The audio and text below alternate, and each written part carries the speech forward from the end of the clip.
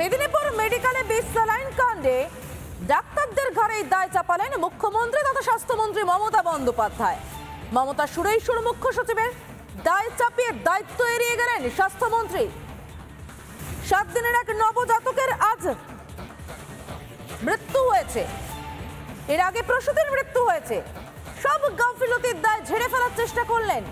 যে স্যালাইন ব্যবহার করা হয়েছে সেটা কেন ব্যবহার করা হয়েছে, কিভাবে ব্যবহার করা হয়েছে, কিভাবে বা এরপরও ছত্রাক সমেত স্যালাইন পাওয়া যায় হাসপাতালেরই ন্যায্য মূল্যের ওষুধের দোকানে, তার কোনো উত্তর নেই স্বাস্থ্যমন্ত্রীর কাছে। কি বললেন তিনি, শুনবো।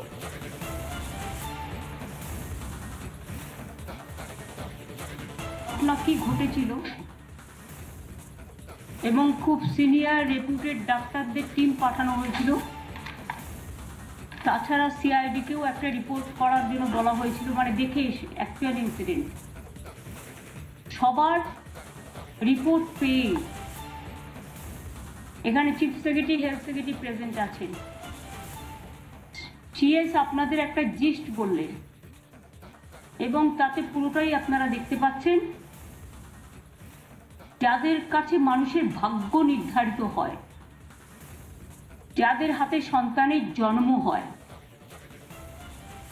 যারা যারা সেদিন ওখানে দায়িত্বে ছিলেন মেদিনীপুরে, তারা কিন্তু তাদের দায়িত্ব যদি সঠিকভাবে পালন করতেন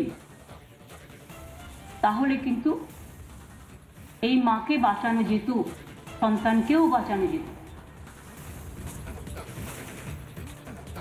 মেদিনীপুর মেডিকেলে বিষ স্যালাইন কাণ্ডে শুনলেন আপনারা স্বাস্থ্যমন্ত্রী তথা মুখ্যমন্ত্রী মমতা বন্দ্যোপাধ্যায়ের বক্তব্য। ডাক্তারদের ঘাড়েই দায় চাপালেন তিনি।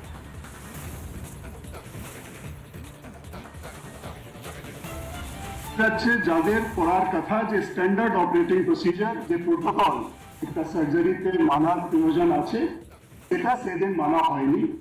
সিনিয়র ডক্টরস যাদের উপস্থিতি কারণে ছিল, ম্যান্ডেটরি ছিল, ওরা ওখানে উপস্থিত না হয়ে যারা ট্রেনি ডক্টরস এইসব কাজ করেছেন, সেই জন্যই এটা একটা কেস অফ নেগলিজেন্স প্রুভ করা যাচ্ছে। আমরা ড্রাগস ব্যাপারে যেটা আছে, যেটা সেদিনও আলোচনা হয়েছিল, এই ফার্মের মাধ্যমে যত মেডিসিন সাপ্লাই করা হয়েছিল, they have been kept out of use। সব হসপিটালস থেকে, সব মেডিকেল কলেজ থেকে নির্দেশ দেওয়ার পরে ওটাকে ব্যবহারে আনা হচ্ছে না। যে রিঙ্গারল্যাক্টেট অথবা অন্য মেডিসিনস গুলো আমরা ইউজ করি, as per our procurement protocol, supplies তখনই নেওয়া হয় যখন ওদের স্যাম্পলস গুলো টেস্ট করা হয়। এই ক্ষেত্রে যেহেতু রিঙ্গারল্যাক্টেট নিয়ে কথা উঠেছে, আমরা ওই ফার্ম থেকে কিনা সব মেডিসিন, সব সাপ্লাইজকে টেস্টিং এর জন্য বাদ দিয়ে দিয়েছি, এখন ওটা ব্যবহার করা হচ্ছে না। তো প্রাথমিকভাবে যে তদন্তে, দুটোই তদন্তে যেটা বেরিয়ে এসেছে, it's very shocking unfortunate incident, যেটাকে অ্যাভয়েড করা যেত যদি আমরা যে টিম ওখানে কাজ করেছে ঠিক মতো যদি কাজ করতো, তাহলে এই শকিং ইনসিডেন্ট হতো না। এবং যাদের সিনিয়র ডাক্তারস, যাদের একটা রেসপন্সিবিলিটি কাজগুলোকে সুপারভাইজ করা, এবং যারা আরো কর্তৃপক্ষ হসপিটালে আছে, তাদের একটা ম্যানেজমেন্টের ক্ষেত্রে দেখার প্রয়োজন ছিল, ওদেরও আমরা মনে করছি কাজের গাফিলতি ছিল। রাজ্যের বিরোধী দলনেতা শুভেন্দু অধিকারীর সঙ্গে কথা বলেছিলেন আমাদের প্রতিনিধি বিট্টু। কি বললেন বিরোধী দলনেতা, শুনুন। গতকালকে দেখা গেল যে এত বছরে প্রথম মুখ্যমন্ত্রীর বিরুদ্ধে বা স্বাস্থ্যমন্ত্রীর বিরুদ্ধে এফআইআর হচ্ছে, পুলিশে এফআইআর গ্রহণ করলো। এটা নজিরবিহীন। স্বাস্থ্যমন্ত্রী, স্বাস্থ্য সচিব দুজনকে গ্রেপ্তার করা উচিত কিন্তু পুলিশ কি করা সেই ভূমিকা উচিত। পালন এবং করবে? আপনি দেখছেন বাচ্চার জন্য ভিডিও এসে কিছু দুধ দিয়ে গেছে, আর 5 দিন 6 দিন হয়ে গেছে, কোনো ক্ষতিপূরণের ব্যাপার নেই, কোনো সাহায্য সহযোগিতার ব্যাপার নেই, পাশে দাঁড়ানোর ব্যাপার নেই। বাচ্চার দায়িত্ব আমি নিয়েছি, পূর্ণ ওর মানুষ করাবে ওর বাড়ির লোক, আমি অর্থনৈতিক দায়িত্ব আমি পুরো কাঁধে তুলে নিয়েছি, পরিবারের দায়িত্ব নিয়েছি। মুখ্যমন্ত্রী এক্ষুনি ঘোষণা করলেন 5 লাখ টাকা ক্ষতিপূরণ এবং সরকারি চাকরি, এক্ষুনি ঘোষণা করলেন। না না, নেবে না। 5 লাখ টাকা দেবে কেন? আমি 10 লাখ টাকা দিয়ে যাবো, 5 লাখ টাকা নেবে না। 50 লক্ষ টাকা দিতে হবে। খুন করেছে তো, খুন করেছে, এটা তো চিকিৎসা বিজ্ঞান ফেল নয়। এবং চাকরি ওই কন্ট্রাকচুয়াল চাকরি আপনার হবে না। আপনি হাফ দাঁড়ি কাটার চাকরি 4000, 5000, 6000 সিভিক ভলেন্টিয়ারের মতো, ও চাকরি হবে না। পার্মানেন্ট চাকরি দিতে হবে 4th গ্রেডে। আপনি বলছেন নবান্নের দ্বারস্থ হবেন যারা ভিকটিমের না করলে এদেরকে নিয়ে গিয়ে বসবো, যেখানে আটকাবে সেই রাস্তায় বসতে হবে। পুরো ফ্যামিলিকে নিয়ে যাব, লোকজন নিয়ে যাব। এদিকে বিষ স্যালাইন কাণ্ডের মধ্যে ফের বিপত্তি। স্যালাইনের মধ্যে মিলল ছত্রাক। হাসপাতাল থেকে কেনা স্যালাইন নেই ছত্রাক। নার্সের নজরে আসে স্যালাইনে ব্যাচ নাম্বারটিও নেই, আর ওষুধের দোকানের ম্যানেজারের দায়সারা উত্তর ভুল হয়ে গিয়েছে। মেদিনীপুর মেডিকেল কলেজ হাসপাতালের এই সেই ওষুধের দোকান, ন্যায্য মূল্যের ওষুধ দোকান। আমি কথা বলার চেষ্টা করব।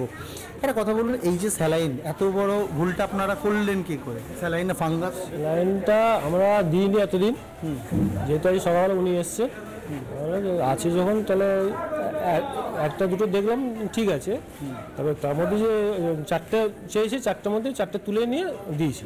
আপনাদের স্টকে এখন কত স্যালাইন আছে? স্টকে বেশি নেই, 10-15টা হতে হবে। এই যে স্যালাইনটা এত বড় একটা কাণ্ড চলছে, তার মধ্যে বেশি মাল নেই, 10-15টা মাল আছে। মাল আমার স্যালাইন মাল বেশি আমরা বিক্রি করি না স্যালাইন। তাহলে আজকে করলেন কি? আজকে আসছে কাস্টমারটা সকালবেলা, যখন মালটা দিন আমি দিয়েছি, দুটো দিয়েছি, দেওয়ার পরে বললাম যে দুটো দেখলাম, দুটো ভালো আছে। ফাঙ্গাস আছে, এটা তো ধরা পড়েছে। দুটো ফাঙ্গাস আছে, আমি তবে স্যালাইনে ফাঙ্গাস আছে সেগুলো আপনি দেখেছেন? না, সেটা দেখেছি চিকচিকে পলিথিন মোড়া। এখন দেখেছেন? এখন দেখলাম ফাঙ্গাস ছিল। হ্যাঁ, ফাঙ্গাস ছিল। তাহলে এই দায়টা কার? এই ভুলটা কার? ভুলটা আমারই হয়েছে। আমি যেহেতু আমি চিকচিকে যদি পলিথিনটা কেটে যদি আমি দেখতাম, তাহলে আমার এটা তাহলে দিতাম না। আজকে যদি রোগীর কিছু হতো, তার দায় কে নিত? আপনি? কে নিত? সেটা আমার কপাল, যদি কিছু হলে আমার সেটা ভাগ্য, যে আমার জন্য ভাগ্যের দোহাই দিয়ে আপনি কাটিয়ে যেতে পারেন? না, কাটিয়ে দিতে পারি না। আপনি একটা ওষুধ, আপনার এখানে এত ওষুধ দেখা যাচ্ছে, ন্যায্য মূল্যের ওষুধ, আপনি বলছেন কপাল? সেটা ভুল, একটা মানুষ তো ভুল বশত হয়ে গেছে। এটা আমি এতদিন এই যে কোনো মাল বিক্রি করিনি, কোনো মাল বিক্রি, এত মাল আছে আর 10-15টা মাল আছে, কোনো মাল বিক্রি। কতদিন আগে ঢুকেছে? ঢুকেছে অনেকদিন আগে। কতদিন আগে? মাসখানেক আগে ঢুকে যাবো। সেগুলো রেগুলারলি আপনাদের চেক করা হয় না? না, রেগুলার চেক করি। কালকে আমরা গোডাউনে গেছিলাম, যে মালটা আছে, যে মালটা যখন আছে তো নিচে ভিতরে আসছে যখন, তারপর দিয়ে দেবো। যে আপনার স্টকে কতগুলো মাল রয়েছে? 8-10টা হয়তো আসবো। 8-10টা নয়, কতগুলো এক্স্যাক্টলি বলুন। স্টকের হিসাব তো আপনার থাকার কথা।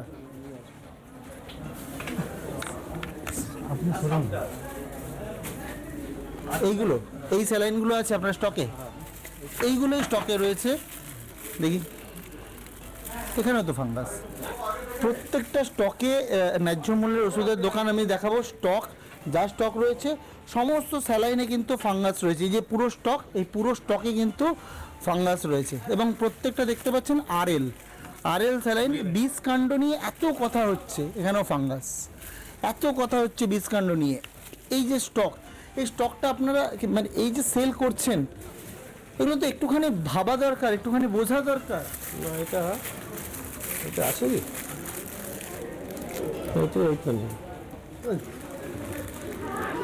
এরকম